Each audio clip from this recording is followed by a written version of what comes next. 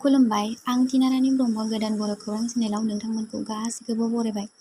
नोंथांमोननि गेजेराव आं गोदान भिडिअ लानानै फैदों। अन्नानै भिडिअखौ जोबजासिम नायलां। दिनै कभिडनि एसअपिखौ फोसावनानै होबाय। गलाघाट आरो लखिमपुर जिल्लायाव आबुं लकडाउन थागोन।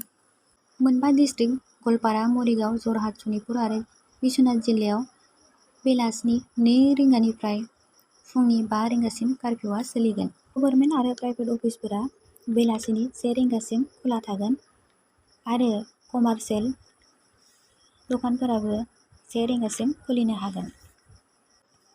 गुबुन मोन 29 जिल्लाफोराव बेलासिनि 5 रिंगानिफ्राय फुंनि 5 रिंगासिम कार्फ्युआ थागोन।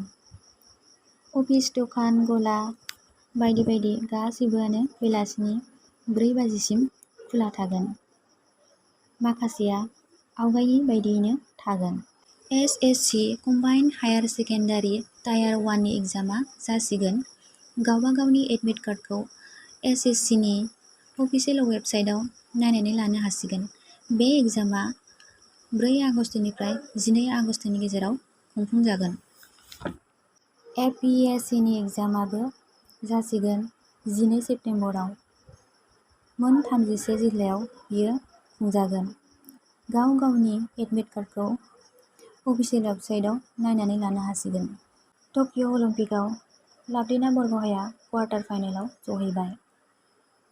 आसाम, मिज'राम सिमायाव जानाय जाथायजों जिउ गोमानाय पुलिसनि नखरनो 50 लाख रां होगोन होनना गिबि मन्थ्रिया फोसावदों। दिनैनि भिडिअ'आ एसेनोसै। गोजोन्थों।